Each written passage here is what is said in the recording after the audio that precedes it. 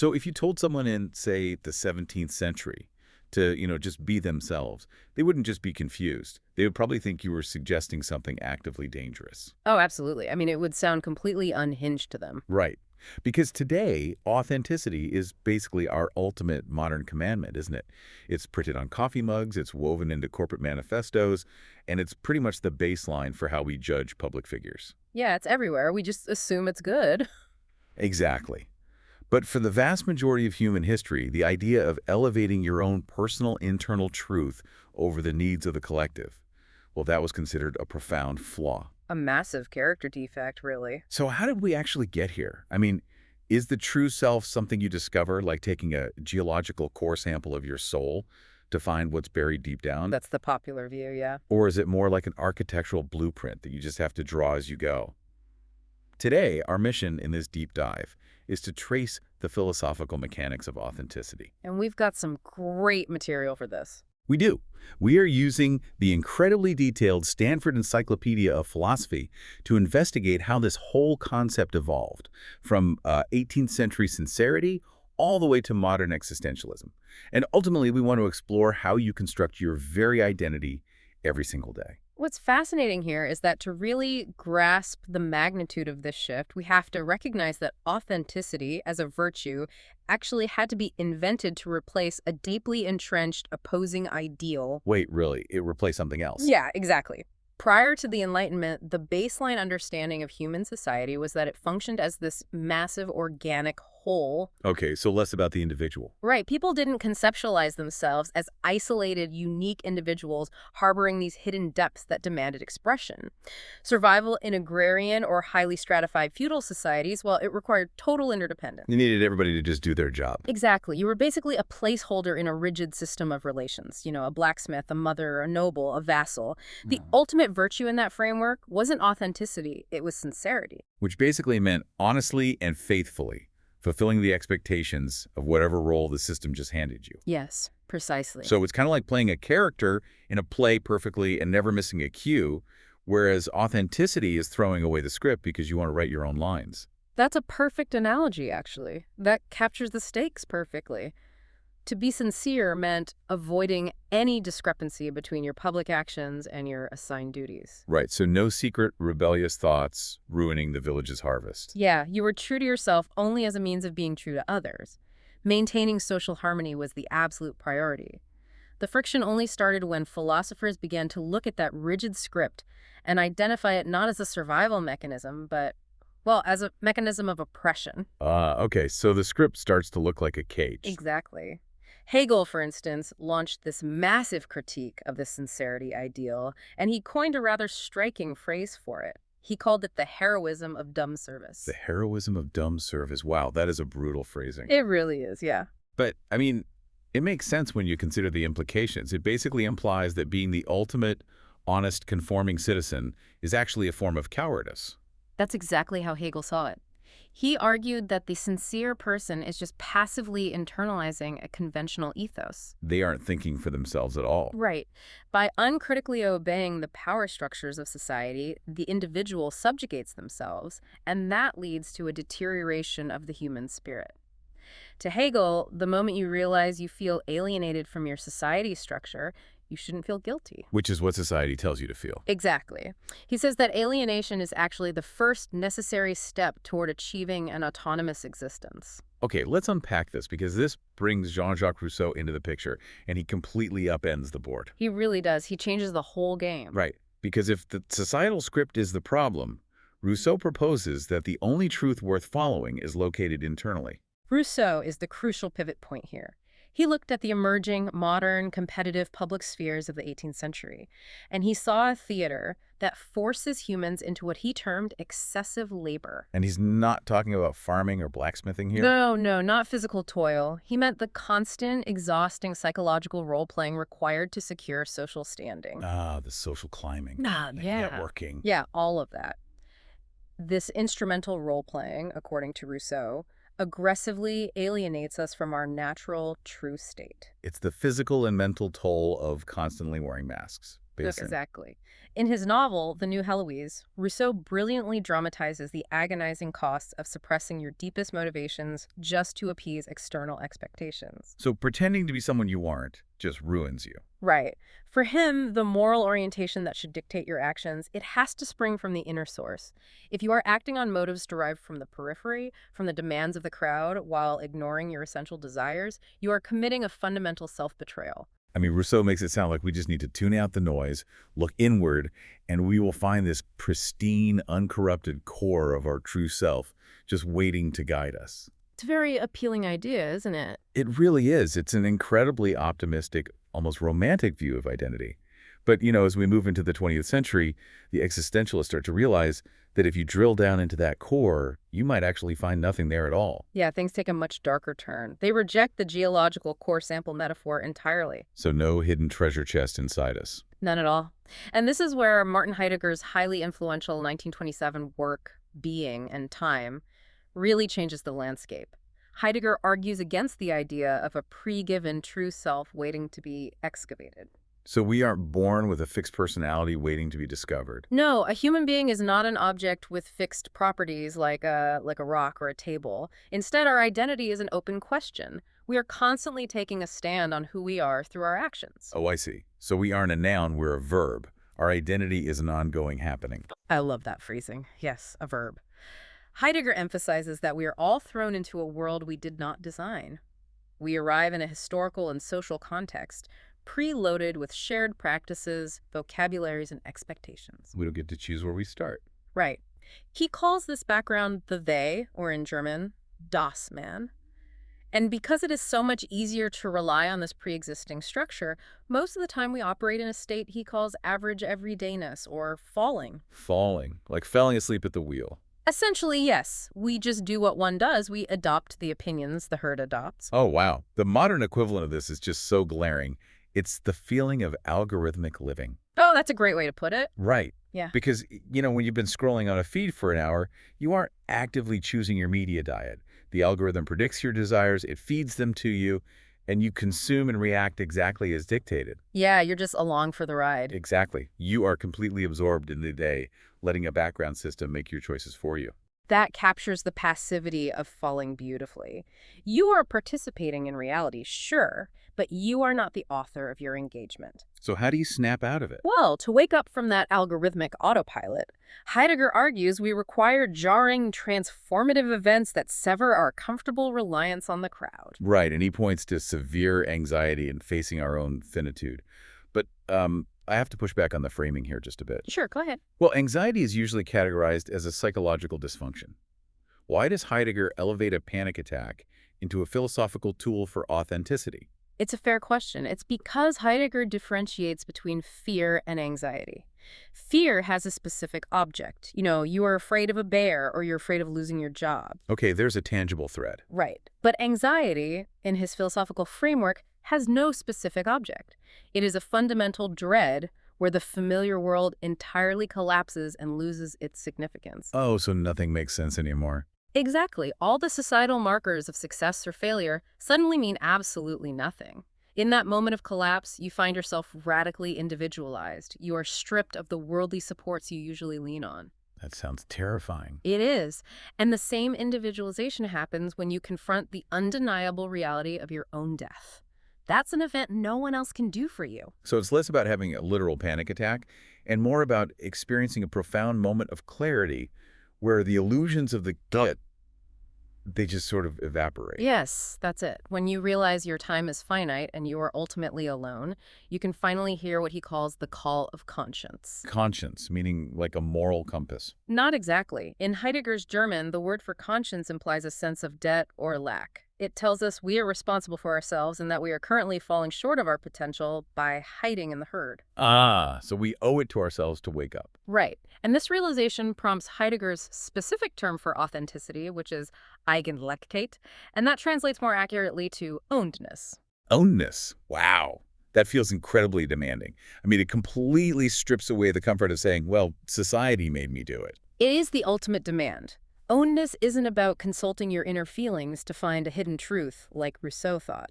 It's the practice of resolutely owning up to your actions, standing behind them, and integrating them into an overarching narrative. So you have to claim your whole life story. Yes, you take over your own choices to give your life what Heidegger calls steadiness. You know, taking responsibility for the macro narrative of your life, that makes sense. But what happens when we zoom in on the friction of daily life? What do you mean?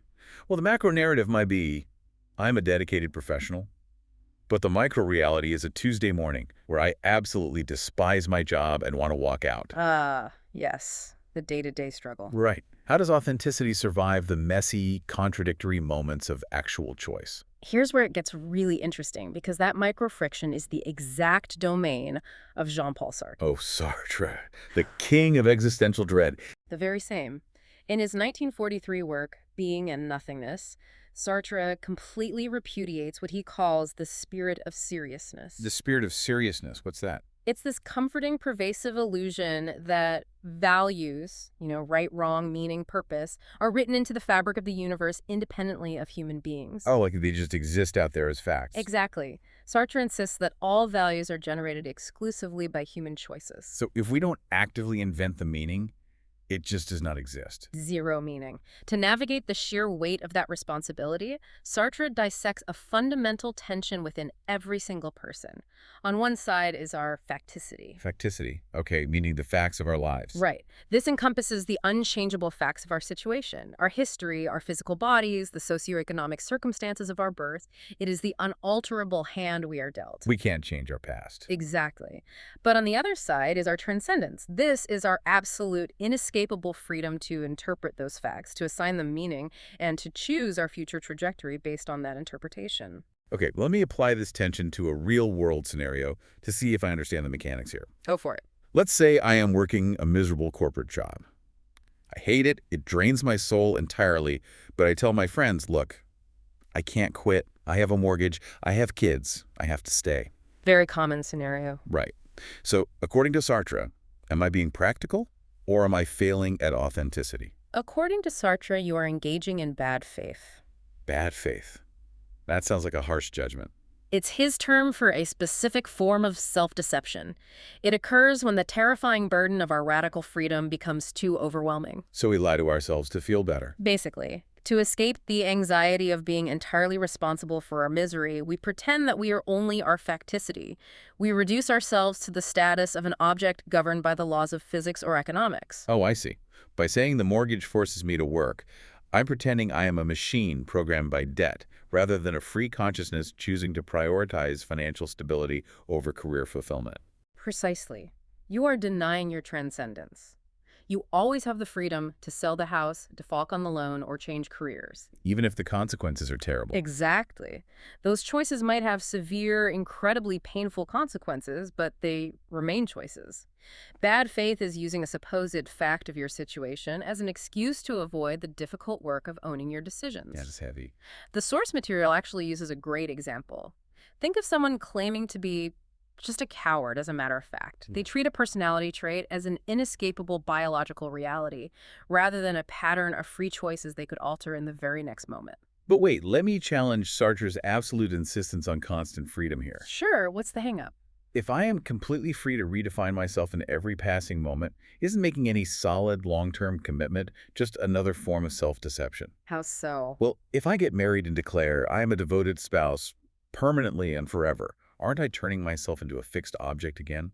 Aren't I pretending I don't have the freedom to leave? You have hit the exact paradox that makes Sartre's philosophy so demanding. Sartre believed that absolute good faith, a state where you simply are something permanently, the way a rock, is actually impossible for human consciousness. Wait, impossible. So we can never just be a good person. Not permanently, no. The moment you make the declaration, I am a devoted spouse, you are simultaneously aware that you are making a choice. That awareness implies the freedom to choose not to be a devoted spouse tomorrow. We are perpetually questioning ourselves. So if permanent good faith is impossible and bad faith is a cowardly trap, What does a functioning, authentic life actually look like for Sartre? It looks like the lucid awareness and acceptance of fundamental ambiguity. You realize you are a being who, as Sartre famously put it, is what it is not and is not what it is. That is a total mind bender. It is. It means you make the commitment, you sign the mortgage, you marry the spouse, but you do so with the clear-eyed understanding that nothing is fixed.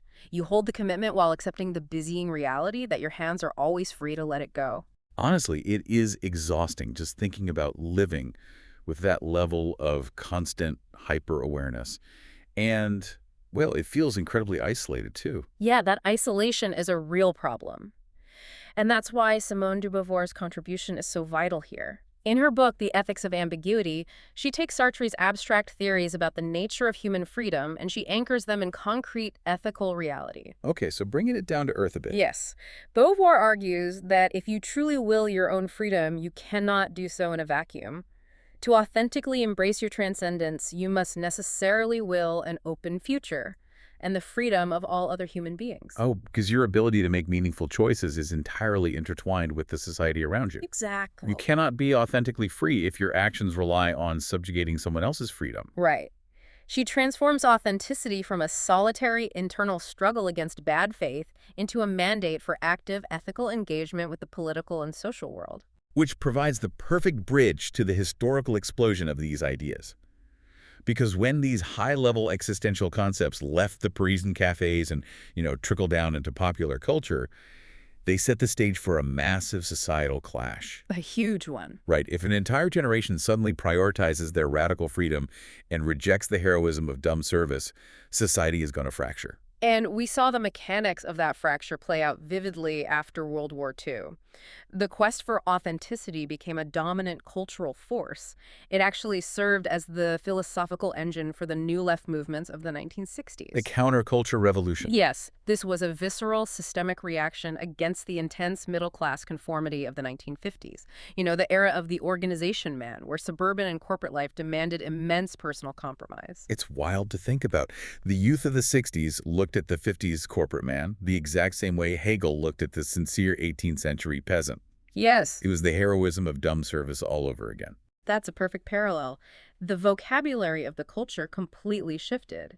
The overarching societal problem went from being conceptualized as sin or immorality to being defined as alienation. And the cure was authenticity. Exactly. And the ultimate goal shifted from salvation to authenticity. And of course, the consumer market quickly absorbed this too, selling the idea that you could purchase your way to an authentic identity through fashion, music, and lifestyle brands. Which is so ironic, buying mass-produced things to be unique. Oh, wait. So what does this all mean? This brings us to the most contentious part of our deep dive. We are currently living in the direct aftermath of that cultural shift. We exist in the age of authenticity. We do, for better or worse. Right. But has this widespread adoption of finding your truth been a triumph of psychological liberation or a slow descent into societal narcissism? Well, as we see in the encyclopedia, the philosophical critiques of our current culture of authenticity are deeply critical. Christopher Lasch, for example, explores the psychological mechanisms behind this shift. He draws a direct parallel between the culture of authenticity and narcissistic personality disorder. Wow, that's not subtle. No, it's not. He argues that when a society becomes entirely preoccupied with inner feelings and self-expression, it inevitably suffers from deficient empathy and a paralyzing self-indulgence. Right. I mean, if everyone is constantly focused on excavating their own emotional core, nobody is looking up to see what the community actually needs. Exactly. And Alan Bloom takes this critique into the realm of public discourse. He argues that the absolute elevation of my truth over objective reality has made modern minds narrower and flatter. Narrower how? Well, if authenticity means your internal feelings are the ultimate arbiter of truth, it collapses the possibility of a shared public life. I mean, how do you engage in a functional political debate if everyone retreats into their subjective, unquestionable lived experience? Yeah. We see that playing out every single day in modern political polarization. The shared vocabulary of facts just disappears. It gets replaced by competing, impenetrable personal truths. It does. And Daniel Bell extends this to the economic and structural level. He warns that the megalomania of the authentic self actively erodes the foundational ethics-like discipline and long-term sacrifice that complex institutions require to function. So the critics basically argue that weaponized authenticity unspools the fabric of a cooperative society. Pretty much. But the sources do offer defenders who push back against this doom and gloom diagnosis.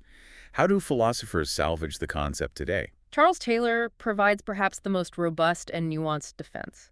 Taylor readily concedes that the modern pop culture version of authenticity has been flattened. Flattened into just doing whatever you want. Right, into a trivial, relativistic self-centeredness. However, he argues that the original rigorous ideal of authenticity requires a mechanism he calls self-transcendence. Meaning you cannot define yourself by looking solely inward. Precisely. Taylor argues that inventing values in a vacuum strips them of any real significance. To illustrate this, say you decide your ultimate authentic purpose in life is counting blades of grass. Okay, weird choice, but sure. Right. That choice is meaningless on its own. For that action to have weight, you must engage with what Taylor calls a horizon of significance. A horizon of significance. Yes, it's a shared cultural background that can either validate counting grass as a profound meditative practice or critique it as a complete waste of time. You need the push and pull of a community's vocabulary to give your individual choices any actual depth. Ah, that makes so much sense. That exposes the flaw in the purely narcissistic version of authenticity, focusing entirely on my truth while ignoring the community that gives the concept of truth any structural meaning is, well, it's self-defeating. Exactly. You cannot be a rebel without a backdrop of rules to rebel against. So true. Charles Gagnon builds on this by framing authenticity not as an antisocial retreat, but as a critical social virtue necessary for democracy. Oh, how so?